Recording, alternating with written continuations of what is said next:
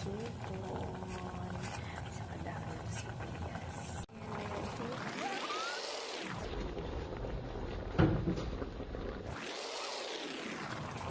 Ayan na yung bangus natin. Ayan. So, lalagay natin yung square onion. Wow. Sarap. Naluto na. Pwede na tayong kumain. Ayan. Sarap.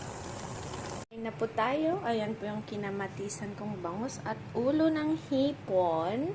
So, meron tayong millet rice. Ayan. Let's eat. Ano yun, anak ko? Ha? Ayan. Kain tayo. Bangus na kinamatisan at meron siyang ulo ng hipon.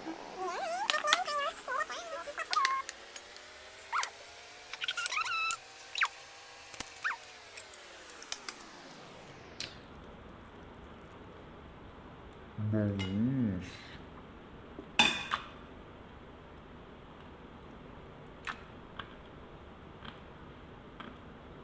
Spring onion.